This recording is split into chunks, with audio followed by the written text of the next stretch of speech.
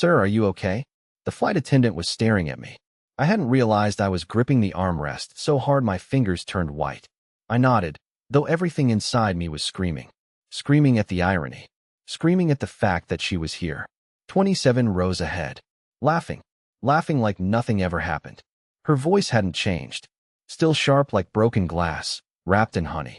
And that laugh, God, I'd know that laugh if I were deaf in both ears. It had haunted my dreams. And now it echoed through this metal tube at 34,000 feet. She was with him, of course. The man in the dark blue blazer who looked like he owned a vineyard and never lost an argument. I didn't need to see the ring. Her posture said it all. She leaned into him like he was home. Like I had never been. I didn't plan this. I didn't even know she'd be on this flight. Life just really knows how to kick you when you're already curled up on the floor with a hang in their cat poster. She hadn't seen me yet. But when the in-flight Wi-Fi connected and my phone buzzed, my stomach flipped. A photo. Sent from an unknown number. It was me. Sitting in this very seat. Hoodie. Messy hair. Staring blankly forward. The caption underneath? "The dropout guy looks worse in person. Woozy face." And then another. How did I ever cry over this? I didn't need a name to know who sent it. Vivian. I felt heat crawl up my neck. I looked around, slowly. No one was even looking at me. No one except her. She had turned slightly in her plush first-class seat, phone angled down, face smug. She was smiling. It was then, right then, that a thought hit me harder than her words ever had. She thinks I'm nothing. Not just now. She always did. And I had spent years believing I was the broken one. The failure. The mess. The man who could have been something. But here's the thing about people like Vivian. They always bury the truth. And I think it's time I unearthed it. I didn't react. Not right away. That's the thing about humiliation. It doesn't hit like a punch. It seeps in.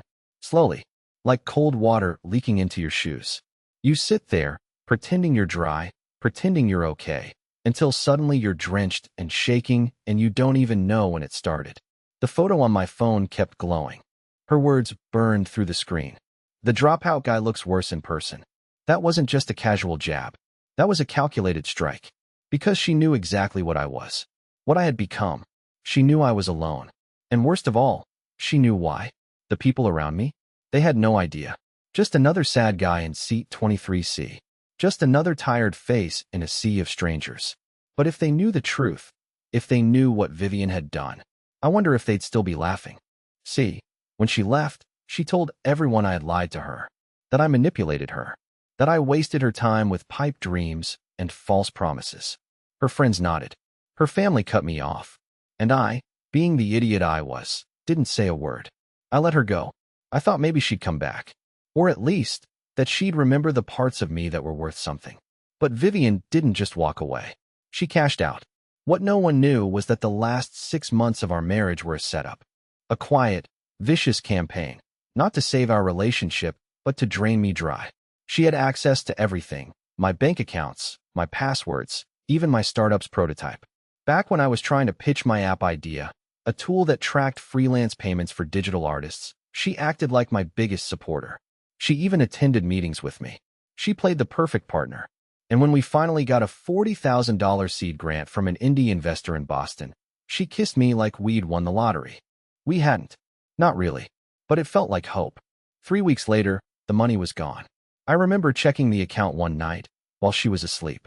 Or pretending to be. The funds had been transferred in chunks. Small enough not to trigger alerts. But gone, nonetheless. I confronted her. I begged her to tell me it was a mistake. That she'd used it for something we needed. Rent. Debt. Even her mom's hospital bills. I would have forgiven anything. She didn't even deny it.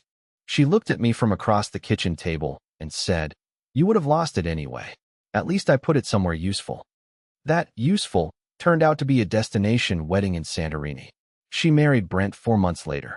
And I was left explaining to the investor why I couldn't finish development. Why I was shutting the company down. Why the funds had disappeared. I didn't throw her under the bus. I should have. But I didn't. I guess part of me still loved her. But sitting on that plane, staring at that photo, watching her smug little smirk as she whispered something to Brent and covered her mouth to laugh. All that old, pathetic love turned into something else entirely. I was done being quiet. I was done playing the loser in her fairy tale. And it was almost poetic, what happened next. Because turbulence started. Not just in the air, but in everything. I don't know what made me do it. Maybe it was shame curdling into rage. Maybe it was the years of silence catching up all at once.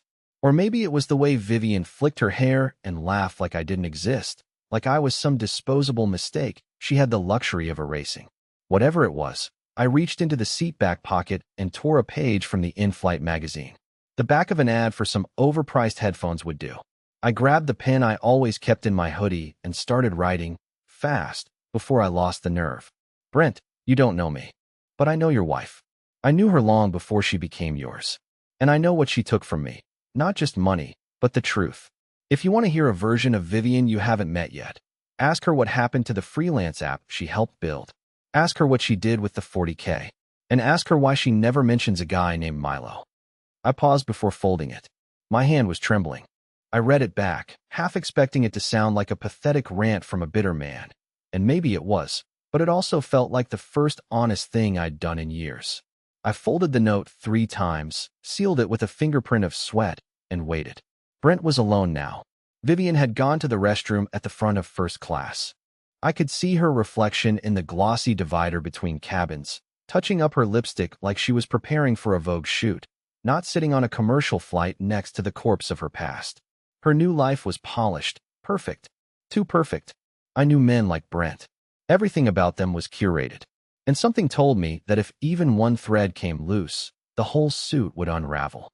I stood up slowly, pretending to stretch. My heart pounded like a war drum. I took a deep breath, walked forward with the confidence I didn't have, and leaned down just enough to drop the note into the seat back pocket in front of Brent. He didn't even notice. He was sipping whiskey and scrolling through some finance app, probably checking a portfolio that had more zeros than my life had friends. I returned to my seat before Vivian saw me. I felt lightheaded. Adrenaline and guilt were wrestling inside my gut. I didn't know what I expected to happen. Maybe I just wanted her perfect world to shake a little. Maybe I wanted someone, anyone, to know the truth she kept so neatly hidden behind her expensive perfume and pearl-white smile. 10 minutes passed. Then 20. I watched from behind, waiting for him to reach for the magazine. For him to unfold the note. For something, anything, to happen. But nothing did. Until the attendant came by with another drink cart, and Brent finally pulled the magazine out to make space. He saw the note. He opened it. He read it. I saw his shoulders stiffen. I saw the exact moment his breathing changed. And then, he turned his head slightly, just enough to look toward me, not fully, but knowingly. His eyes swept the cabin, calculated and alert. Then, without a word, he folded the note back up and tucked it into the inside pocket of his blazer. Not a flinch, not a question. Vivian returned to her seat seconds later, laughing again, oblivious. Whatever Brent read, he wasn't going to tell her. At least, not yet. And that's when it hit me. I had underestimated him. He wasn't just a rich, pretty boy with slicked back hair and a tailored jawline. He was something else. He was dangerous. And suddenly, I wasn't sure if I had started a conversation or a countdown. For the next 30 minutes, nothing happened. I sat there in my uncomfortable economy seat, hands shoved into the sleeves of my hoodie, trying to act normal while my insides boiled. I had expected something, an argument, an icy stare, a whispered confrontation, but Brent just sat there like a statue made of cashmere and secrets. He sipped his drink like it wasn't laced with quiet suspicion, nodded when Vivian giggled, and gave no indication that the note I wrote had even existed. But I saw it. That shift in his shoulders. The twitch in his jaw. That was no ordinary reaction. He read every word. He believed it. And he wasn't the kind of man to cause a scene in public. That was clear now. He was the kind who let the blade stay hidden until it was time to use it. I started to regret everything. I'd poked a bear I didn't understand. Vivian was cruel, sure, calculating and cold and venomous when it served her. But Brent? Brent was something else entirely. He had restraint. He had control, which made him more terrifying than her by a mile. People like Vivian lash out when they're caught. People like Brent wait until no one's watching. The plane hit a stretch of mild turbulence, and my tray rattled. I used it as an excuse to glance forward. That's when it happened. He looked back, directly at me. Finally. But it wasn't just a glance. It was the kind of look that says, I know who you are. I know what you've done. And I'm not finished with you. He held my eyes for maybe 2 seconds. That's it. But it was enough to send a chill down my spine. Then he turned back to Vivian as if nothing had ever interrupted him, casually adjusting the collar of his shirt like he hadn't just peeled open my soul with a single glance. I sat back hard. My breathing got shallow. Why the hell had I written that note? What exactly had I started? I thought I was just exposing the truth, just leveling the field. But now I realized I'd inserted myself into something much more complicated than a bitter ex-wife and her shiny new husband. There was something beneath their marriage, a dynamic I hadn't seen before. Vivian wasn't the queen on the chessboard. She was a piece, maybe even a pawn. And Brent wasn't just rich. He was dangerous in a way money can't buy. And then came the next twist I couldn't have predicted. The flight attendant approached my row. A polite smile, eyes scanning her clipboard. "Mr. Halston?" she asked. My heart stopped. No one calls me that. Not even my landlord. Yeah? "You've been upgraded," she said. "First-class seat. Complimentary. If you'd like to gather your things." I blinked. I didn't request that. She nodded toward the front of the plane. A passenger insisted. My mouth dried instantly. I gathered my bag with trembling hands, muttering apologies to the strangers beside me as I climbed over their legs. My brain was on fire trying to process what was happening. This wasn't real. This couldn't be real. And yet it was. As I walked down the aisle, step by step toward that velvet curtain, Vivian turned. Her mouth dropped open slightly when she saw me approaching. For the first time that day, she looked uncomfortable. Brent, seated beside her, was already rising. Not out of surprise, but like he'd been waiting. "Mr. Halston," he said, offering me the seat across the aisle. "Please, I thought we should chat, man to man." His voice was calm, smooth, calculated. Vivian was silent. I sat down slowly, unable to form words. Because in that moment, it hit me. Brent hadn't upgraded me to be kind. He'd done it so I couldn't run. The flight attendant brought us 2 glasses of champagne before she disappeared behind the curtain like she wanted nothing to do with what was about to happen. I didn't touch mine. Brent did. Slowly. He held the glass like it belonged to him. Not just the drink, but the entire plane, the air, and the silence between us. The kind of silence that doesn't ask for permission. The kind that owns the room. I could feel Vivian watching us from the corner of her eye. She was tense now, legs crossed too tightly, lips pressed together in a thin, practiced smile. She didn't speak. Maybe because she knew this wasn't about her anymore. Or maybe because she was finally smart enough to realize Brent had his own rules. He didn't say a word for a long moment. Just sipped, breathed, then set the glass down, folded his hands neatly in his lap, and leaned forward. "I read your note," he said, calm as a priest. "Interesting handwriting. Sharp, but nervous. Like you were trying not to be angry, or trying to hide that you were." My throat tightened. I wasn't trying to hide anything. "Of course you were," he said, nodding slowly. "People always are." I expected him to ask if it was true. About the money, the app, her betrayal. But he didn't. He just stared at me like he already knew all the answers. Like he wasn't there to learn the truth. He was there to see how I told it. "I know about the money," he said eventually, as if he were casually mentioning the weather. "I know she took it. I know where it went. I even know the name of the account she moved it to. You're not the first person she's drained, Milo." He said my name like it tasted stale in his mouth. I blinked. "So why? Why are you still with her?" That's when he smiled. Not the charming, PR smile he probably gave to reporters or board members. This smile was quieter, sharper, more surgical. "Because Vivian doesn't know I know." He let that hang in the air, then continued. "You think you're the only one she burned? The only man who believed her when she said you were different? She's a performance artist, Milo. And heartbreak is her canvas." I didn't know what to say. I just stared. The woman I once begged to stay, the one I thought I'd never get over, was being described like a chess piece in a game I never knew existed. And Brent, he wasn't a victim. He wasn't even angry. He was collecting. "You gave me something today," he said. "That note? It confirmed a few things I've been piecing together for months. So thank you for that. I owe you." He raised the champagne in my direction like a silent toast. I didn't return it. "Let me ask you something," he added, tilting his head. "Did she tell you about the pregnancy?" The air left my lungs. "What?" He chuckled quietly. No. Of course not. She plays her timelines very carefully. There was a pregnancy. There wasn't a miscarriage. And the baby wasn't mine. I only found out recently. I felt my chest clench. Whose was it? His eyes narrowed. I was hoping you might tell me. It hit me like a punch to the ribs. That final year with Vivian. There were weeks she disappeared to stay with her sister. Nights she claimed to be at study groups or wellness retreats. She'd come home smelling like cologne I didn't wear. I asked once, just once, and she cried so hard I apologized. Now I realized. She wasn't crying because she was hurt. She was crying because I'd almost caught her. Brent leaned in a little closer. You're not just a footnote, Milo. I think you were part of the story a lot longer than you realize. And if I'm right, you're going to want to know what she's planning next. I swallowed hard. Planning. She's not just here for vacation, he said, his voice lower now. She booked this flight under a different name. She's been moving money again. New accounts. Different banks. This trip? It's not a getaway. It's a setup. And if I hadn't intercepted her phone last night, I wouldn't have found the tickets she bought, for one. Just one. My mouth went dry. I looked over at Vivian. She was smiling politely at the attendant now, ordering another drink like her world wasn't fracturing behind her perfectly lined eyes. Brent straightened his cuffs. She's running, he said.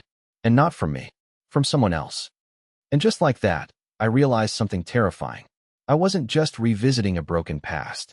I was walking directly into a trap I didn't even know she'd set. The announcement for final descent echoed overhead, but no one in first class was paying attention. Not really. People were adjusting seats, closing laptops, yawning, stretching. But my eyes were fixed on one thing. The seat across from me. Vivian's seat. Empty. It had been empty for over 20 minutes. She said she was going to freshen up. I watched her stand, fix her dress, and disappear behind the curtain that led to the lavatories near the front of the cabin. But that was 23 minutes ago, and something in my gut told me she wasn't just reapplying lipstick. Brent hadn't moved. He just sat there with that unnerving calm, sipping water now, flipping through a financial magazine as if the entire world hadn't tilted 30 degrees to the left. I wanted to ask him if he noticed she was gone too, but I didn't have to. He knew. Of course he knew. And still, he said nothing. That silence. That terrified me more than anything Vivian had ever done. He wasn't surprised. He wasn't panicking. He was waiting. I pretended to stretch, just enough to stand and glance toward the lavatory. The occupied light was off. The door slightly ajar. I looked back at Brent. No reaction. I took a step forward, then another, until I stood beside her seat. Still no sign of her. But the seat was still warm. She'd been here recently. Moments ago. And yet she was nowhere in sight. And then I noticed something wedged between the cushion and the armrest, a corner of paper. I looked around. The flight attendant was at the far end of the cabin, distracted. Brent didn't even glance up. I slipped the paper out quickly and unfolded it beneath my tray table. It wasn't a note. It was a receipt. A check-in confirmation for a boutique hotel in Manhattan, but the reservation wasn't under her name. It was under mine. Milo Halston. I froze. The blood drained from my face. The room spun, just a little. I read the date again. It was for tonight. Room already paid. Non-refundable. An alias listed under guest companion. Initials only. V.S. Vivian's full name was Vivian Stone. Why would she book a room in my name? Why would she carry the receipt in her seat? My hands were shaking now. I stared at the paper like it was written in a language I didn't understand. The implications were crawling into my brain like smoke under a locked door. She was planning something. Something involving me. But why? Was I being framed? Was she setting me up? And then another thought slammed into me so hard I nearly choked on it. What if she's already off the plane? Is that even possible? Could someone sneak off mid-flight, during a bathroom visit, into a different uniform, through a service hatch? It sounded insane. But so did everything else that had happened in the last 4 hours. Vivian never did anything without a reason. And if she wanted to disappear, she would have found a way. I slid the receipt into my hoodie pocket and turned back toward Brent, who was still calmly flipping through pages like a man reading about stock trends and not watching his wife vanish in real time. You knew she was going to run, I said, not caring if my voice cracked. You knew and you didn't stop her. He looked up slowly, folded the magazine in his lap, and met my eyes with that same unnervingly blank expression. I wanted to see who she'd run to, he said. Now I know. My blood ran cold. It wasn't a statement. It was a warning. And before I could ask what the hell he meant by that, the wheels hit the tarmac with a violent jolt, and the cabin erupted in the usual flurry of activity. Bags unzipping, phones buzzing, safety lights flickering back to life. But for me, everything stayed still, because I realized something too late. This wasn't about Vivian running from Brent. She was running with something, and it had my name written all over it. The airport had that artificial chill, the kind that hums from the vents and makes your skin feel like plastic. Passengers moved around me like ghosts, dragging their carry-ons, staring at phones, making tight connections, or wandering in a daze of overpriced food courts and terminal signs. But me? I was locked in my own orbit, each step heavier than the last as I followed the glowing exit signs toward baggage claim. I hadn't seen Vivian since she left her seat. She didn't return during descent, didn't step out when first class disembarked, didn't so much as brush past me in the jet bridge. Gone. Like smoke. Like she'd never been there at all. And Brent, he walked out slowly, calmly, disappearing into the terminal like he had a plan that didn't require me anymore. I felt like a ticking bomb no one could hear. When I reached the baggage carousel, my duffel wasn't there. I stood by the rotating belt for nearly 20 minutes. Bags thumped past. Suitcases clicked and spun. People reunited with luggage and rushed off to whatever was waiting for them. But mine never showed up. Eventually, a man in a TSA vest approached, clipboard in hand. Milo Halston. The sound of my name hit me like a slap. I turned, heart pounding, and nodded. He gestured for me to follow him. No explanation. No questions. Just that firm, procedural tone that made it sound like saying no would be the wrong answer.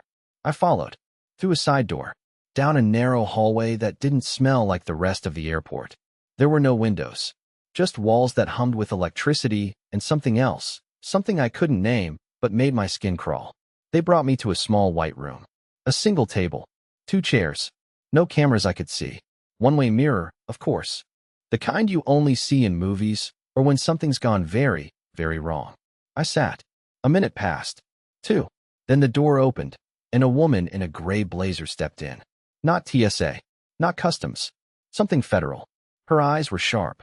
Her badge was tucked discreetly into the fold of her lapel. She didn't sit. "We've flagged you," she said. "Your name came up in connection with a flagged package." My voice cracked. "What package?" She didn't blink. "The one checked in under your flight reservation. Contents raised suspicion during screening. We're verifying identity, chain of custody, and point of origin. And you are, at least on paper, the passenger responsible." My body went cold. I didn't check any luggage. She opened a folder and laid out a photo. My name. My seat number. A photo of a black roller bag. Standard. Generic. But not mine. "It was checked under your name," she said again. "Using a matching ID." My heart dropped. Matching? Then it hit me. The hotel reservation. The fake booking. The receipt I found in Vivian's seat. She hadn't just used my name. She'd built a paper trail around it. I was being framed. For what? I still didn't know. But the walls were closing in. I tried to explain. I told the agent everything.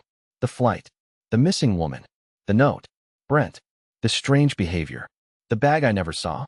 My voice shook as I talked, but I didn't stop. I laid it all out, even though I knew how it sounded. Like a paranoid man chasing a ghost. Like a guilty man reaching for anything but the truth. She didn't interrupt. Didn't react. Only when I finished did she finally sit across from me. "We've reviewed security footage," she said. "We have clear visual of Vivian Stone entering the plane. We also have footage of her never exiting it." I stared at her. "What do you mean never exited?" Her voice dropped a degree. "We have no footage of her deboarding, and none on the arrival end. It's like she vanished midair." "That's not possible," I whispered. The agent leaned forward.